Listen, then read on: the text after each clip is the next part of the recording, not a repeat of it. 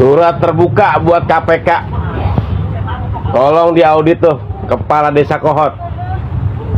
Mobilnya mewah-mewah, ya kan? Pak Anies saja jadi gubernur itu gak punya kendaraan sebanyak itu. Masa kepala desa mobilnya banyak banget? Dari mana itu mobil-mobil mewah, ya kan? Assalamualaikum warahmatullahi wabarakatuh. Pagar bambu di laut di Tangerang muncul nama Kades Kohot yang dibongkar habis oleh netizen. Ternyata punya kendaraan yang harganya miliaran dan sejumlah kekayaan lainnya. Dan bagaimana selanjutnya kita saksikan berikut ini.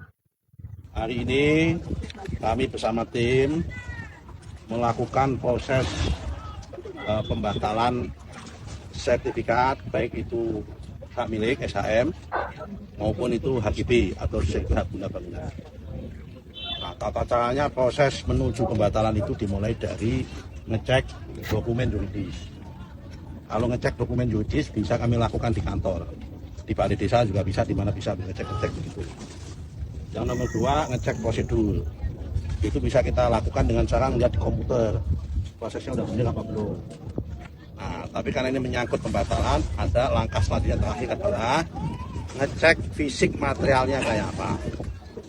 Nah, tadi kita sudah datang ke sana. Nah, sampai ke ujung tadi saya sampaikan itu tempat terbitnya sertifikat SHGB yang kami sebut atas nama PT IAM itu. Ya, tadi di sono kan kita sama-sama ke sana tadi. Nah, tadi di sono saya berdebat sama Pak Lurah. Pak Lurah ngotot bahwa itu dulunya empang. Ya, ada abrasi. Kemudian dikasih batu-batu ini dari tahun 2004 katanya. Karena kalau nggak nyampe sini gitu katanya. Ya, saya nggak mau debat. Ini Pak Lurah, ini kampung dia. Kalau kami debat nggak bisa pulang saya nanti. Tapi begini, mau Pak Lurah itu bilang empang, mau Pak Lurah bilang empang. Yang jelas secara faktual, material tadi kita lihat sama-sama, fisiknya udah nggak ada tanahnya. Betul kan? Betul. Nah, udah nggak ada tanahnya. Karena udah nggak ada tanahnya, saya nggak mau debat kalau masalah garis pantai apa nggak pantai. Itu toh kalau dulunya empang, kalau yang di sana tadi, karena udah nggak ada fisiknya, maka itu masuk kategori tanah. Kalau masuk kategori tanah musnah, otomatis. Pemirsa, seorang oknum kepala desa diduga menjadi dalang pemasangan pagar bambu misterius di perairan Tangerang, Banten. Videonya yang tengah mengatur para pekerja yang memasang pagar viral di media sosial.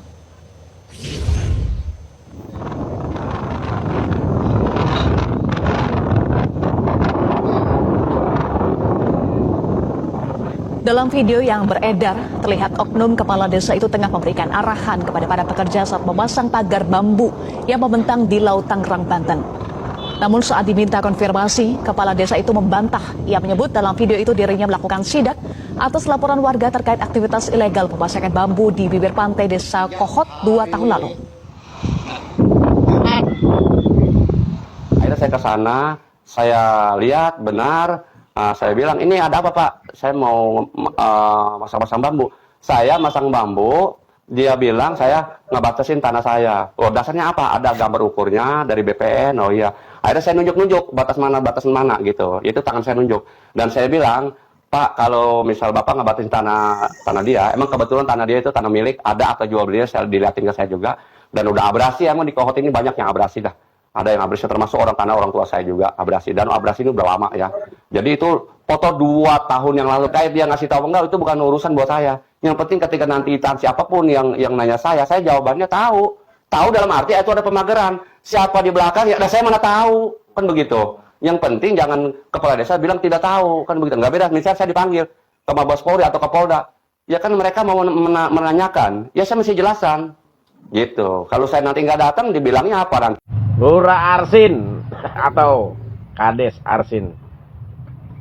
Semakin Anda klarifikasi tentang pagar bambu, semakin blunder Anda. Anda cuma tinggal tunggu waktu. Jangan pernah membodoh-bodohi rakyat Indonesia. Jangan Anda merasa sok pinter dan bisa membodoh-bodohi orang.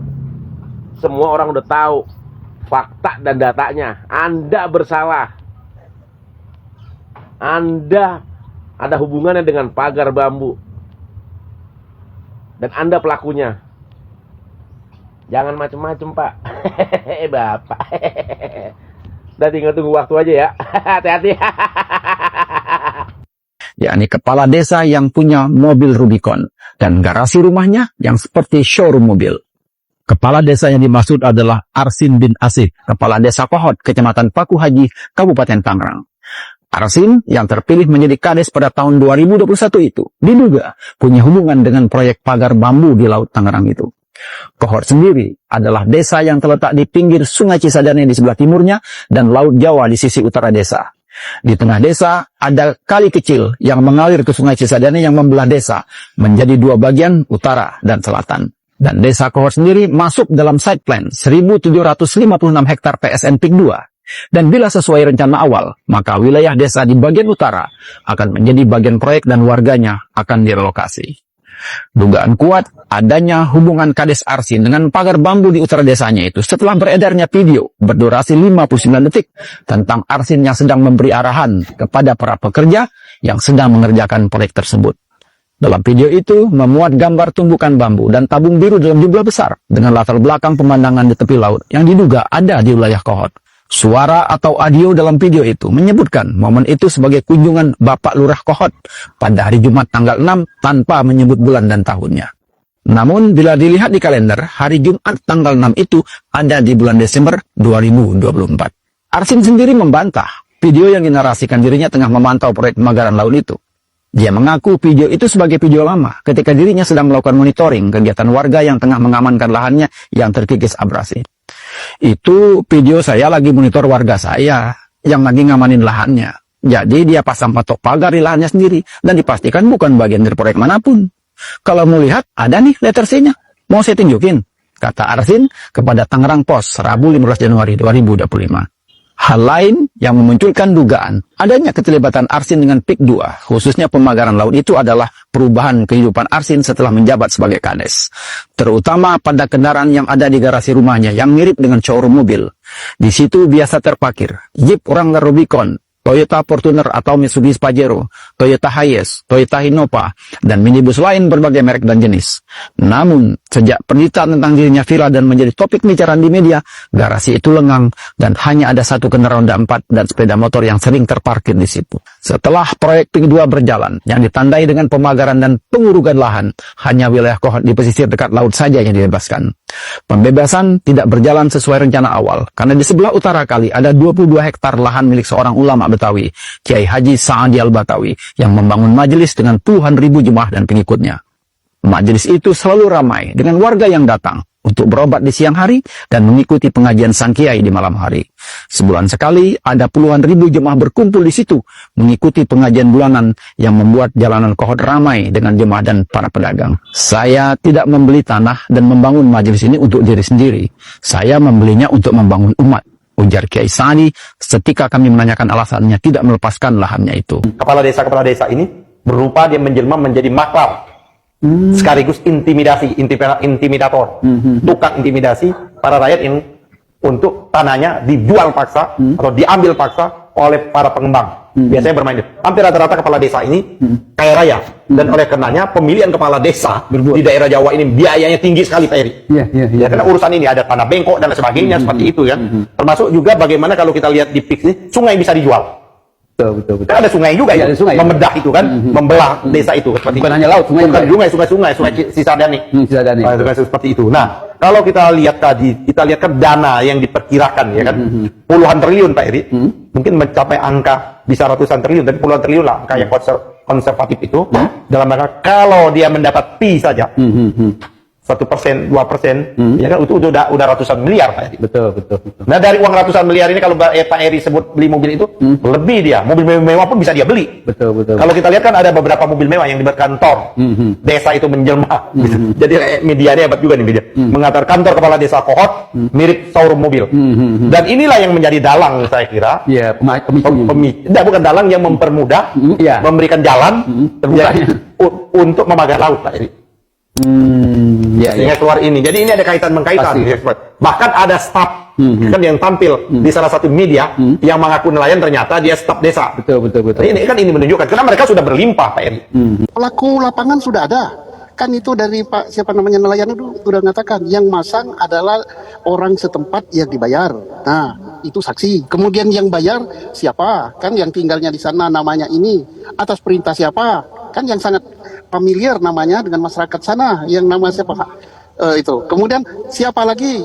Duitnya dikeluarkan dari siapa? Dikeluarkan dari yang berkantor di Jakarta Barat, ada Wijaya namanya, Wijaya.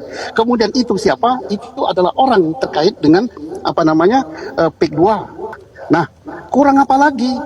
Dukungan politik baik dari Komisi 4, Komisi 3, Ketua DPR, yang lebih lagi adalah dukungan dari pemerintah selaku atasan menteri, selaku atasan Polri, selaku panglima tertinggi dari TNI. Presiden sudah perintahkan. Tidak ada lagi mau lebih tinggi dari presiden. Ya mungkin ada something ya. Kalau sudah perintah presiden masih mantul, dukungan DPR. Ketua DPR Ibu Puan sudah berbicara, Ketua Komisi 4 Ibu Titik sudah bicara, ini Pak Firman wakil rakyat kita sampai mencopot apa namanya rencananya dicopot, itu saking keselnya. Nah, dukungan rakyat langsung nelayan yang puluhan ribu tidak bisa melaut sudah luar biasa.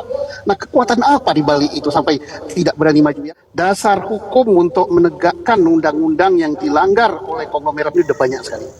Kita awali saja dengan tindak pidana umum ya. Pasti ada pemalsuan untuk mendapatkan dokumen yang sudah terbit sertifikat itu. Berarti ada pemalsuan dokumen untuk mendapatkan terbitnya sertifikat. Karena dokumennya palsu, pasti ada main cincai. Karena cincai itu pasti suap, yaitu tindak pidana juga. Suap yang dilakukan untuk pejabat itu namanya korupsi. Belum kita masuk ke undang-undang lingkungan hidup. Untuk mengambil mangrove lingkungan hidup tidak segampang itu. Harus ada kajian dan harus diputuskan dalam rapat DPR. Tidak cukup hanya presiden. DPR itu yang memutuskan. Nah, dan hukumannya juga besar sekali, termasuk juga memasang pagar. Itu baca undang-undang tentang pengelolaan pesisir dan perairan. Nah, itu ancaman hukumannya 10 tahun, dendanya berapa puluh miliar itu. Nah, Ya, masih banyak maksudnya lagi para penegak hukum sudah bisa bergerak seperti itu ya Pak Susno? Bukan sudah bisa, harus wajib. Ini kalau tidak wajib, ini hukumnya dosa dan tidak perlu laporan. Laporan itu untuk delik aduan. Ini bukan delik aduan. Maka timbul pertanyaan, mana polisinya, mana kejaksaannya, mana KPK-nya, mana ini PPNS lingkungan hidup. Ya, netizen memang luar biasa, tidak perlu butuh waktu lama untuk membongkar apa sih seperti apa sih kekayaan Desa Kohot ini yang belakangan lagi viral namanya, bahkan membantah pagar laut itu telah diperjualbelikan, namun belakangan memberikan klarifikasi bahwa dulunya laut yang di pagar bambu ini adalah bentuk daratan, namun terjadi pergeseran sehingga sekarang jadi lautan. Dan netizen kembali mengejutkan karena membongkar ada foto-foto yang viral bagaimana Desa Kohot ini punya kekayaan, bahkan mobil yang seharga di atas miliar harganya. Dan tentu mengingat kepala desa gajinya hanya seberapa, tapi dengan melihat gaji kepala desa dengan mobil yang di harga miliaran itu tentu tidak logis tentunya. Tapi kita tidak menyerang pribadi Pak Desa Kohot, dan di sini diduga keterlibatannya karena Pak Desa ini tentu mengetahui, apalagi kan laut yang dipagari bambu ini sudah di coupling bersertifikat, tentu melalui secara administrasi paling tingkat bawah ini tentu ada keterlibatan kepala desa. Dan seperti yang disampaikan oleh Pak Said Didu, dan benar saja dugaan beliau bahwa dalam proses ini ada keterlibatan abdesi, ya dugaan Pak Said Didu dan sejumlah oknum aparat dan juga pejabat untuk meloloskan rencana proyek raksasa dari para cukon dan juga para oligarki ini. Dan ini menarik terus bergulir, dan para nelayan dan juga sejumlah aktivis terus bersuara lantang, bahkan menyeret nama Pak Jokowi, karena ini berlaku ketika Pak Jokowi masih menjabat sebagai Presiden Indonesia. Sekali lagi sahabat Penaufuk, di sini kita tidak menyeret nama siapapun. Kita ingin persatuan, sama-sama melihat persatuan, menjaga marwah Indonesia dan tentunya ingin melihat masyarakat semakin sejahtera. Dan dalam konteks pagar laut di Tangerang ini tentu kita punya pandangan sama, yang pro maupun kontra, bahwa kedaulatan Indonesia harus dijaga sepenuhnya sehingga orang-orang luar termasuk dari oligarki dan cukong tidak bisa membeli semaunya, tidak bisa menghargai harga diri Indonesia dengan rupiah jika itu mengorbankan masyarakat itu sendiri seperti yang terjadi di Tangerang ini. Sekian, terima kasih.